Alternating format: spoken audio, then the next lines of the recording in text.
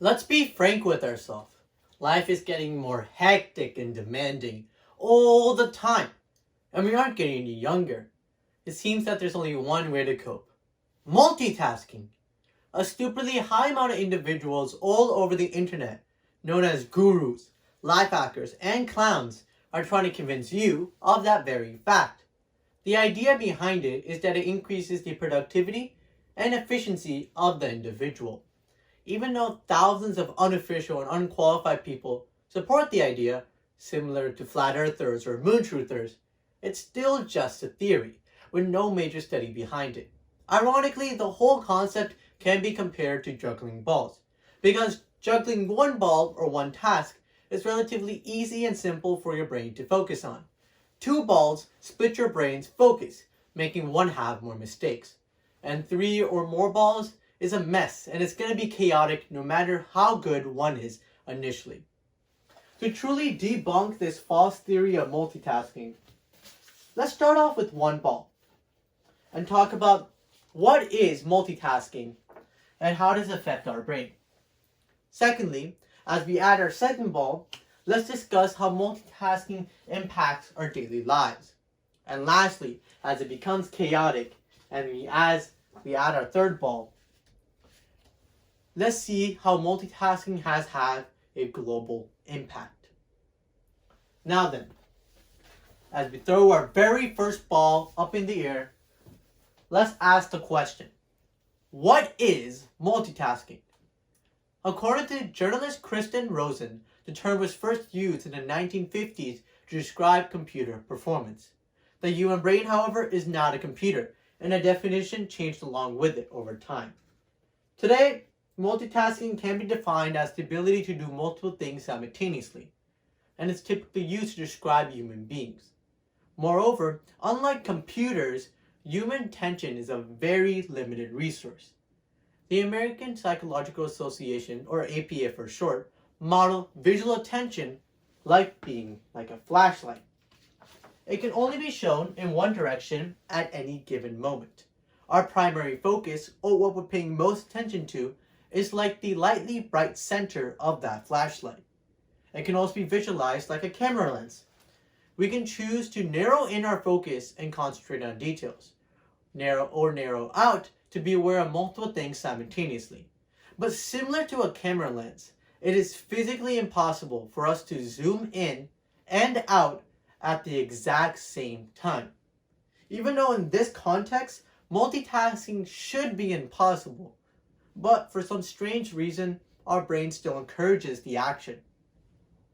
Nicholas Carr states, "Our brain itself encourages the action of multitasking because it craves information, even though in practicality it's not that good at processing data at the speed or intensity we find ourselves today." This is partially due to the fact that our short-term working memory, or working memory for short, has a very small capacity. Working memory essentially is the context of one's consciousness at any given moment. What you're aware of right now, which is a handsome Indian kid, is part of your working memory. What you're not aware of, such as what you ate last night, is not part of your working memory.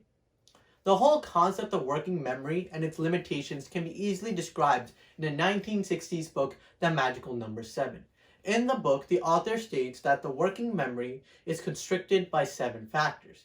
More specifically, one's working memory can only hold 7 pieces of information at any given moment, whether that be a 7-digit number or the names of 7 different people. When someone exceeds this number, what happens is information starts exiting and entering their brain at the exact same time. This phenomenon causes quite literally cognitive overload.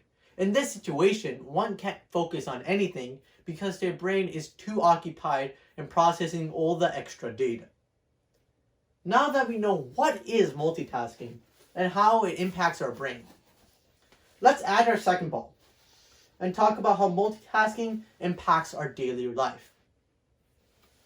According to those gurus that I mentioned earlier, multitasking can be theoretically categorized into 3 different ways that we use it in our daily lives. First being doing two tasks simultaneously. Secondly, moving back and forth from one task to another.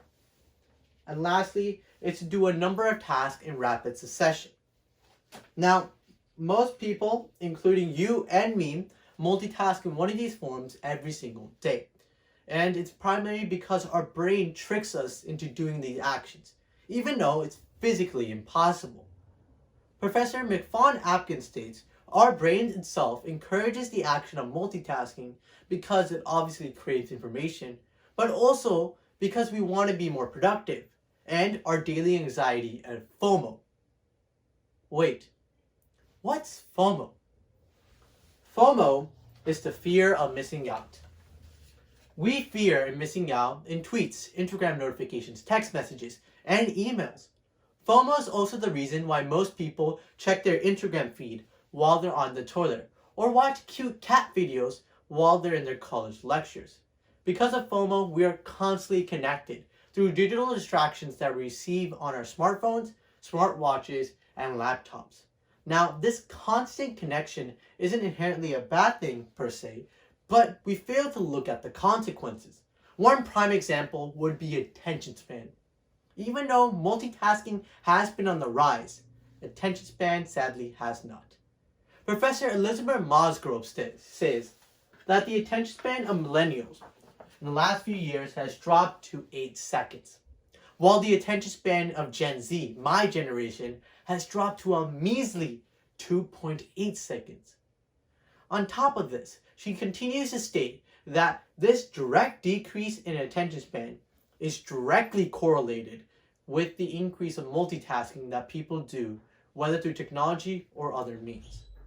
She also states that my generation spends at least 6 hours on our phones every single day, which has contributed to this. 6 hours is almost a full-time job. Most of the time when we're on our phones or devices is usually during work or school, when FOMO is the strongest and when we have a sharp increase in boredom. Now, I'm not trying to discredit people's way of life, or I'm not trying to diss my generation for being too much on their phone, because I'm on my phone for at least 7 hours. But what I am saying is, when people multitask to be more productive, the exact opposite happens, and they should know the bare minimum of what's happening. Now then, as we near the end of our show, let's add our third ball and discuss the chaotic side of multitasking. Up until now, we've been mainly focusing on the more goofy or fun aspects of multitasking. But we need to realize that multitasking has the potential to kill millions. The CDC has stated that roughly 9 people die every single day because of inattentive driving. Meanwhile, another 1,000 people sustain an injury because they chose to take their eyes off the road. These accidents happen in measly seconds, and the driver is expected to react instantaneously. But car activities such as listening to music, daydreaming, or even talk to your passenger can be very distracting. These car activities undermine this very short reaction time, leading to car accidents. On top of this, many other accidents happen because people believe that they can multitask. People think that they can do one task and focus on the other. Such as skiing, but not paying attention to where you're going. Cooking food and not really looking at what you're cooking. Instead, watching a YouTube video on the side. Or even drilling a hole, but talking to your pal on the side. All of these actions may seem innocent or mundane. But in reality, if you're not paying attention to a dangerous situation, it has the potential to hurt or even kill you. Multitasking and your brain tricks you into believing you're safe, and you have the conscious ability to be aware of 2 different tasks at the same time. But in reality, it will just lead to your downfall. The inherent problem of multitasking isn't that it makes you less productive. It's that it distracts the user, leading to their death. Now that we have reached the end of our show, we can look back and see that juggling was a perfect analogy for multitasking. Because when I juggle one ball or one task, it's relatively easy and simple. 2 balls, it's kind of hard. But 3 balls is just chaotic.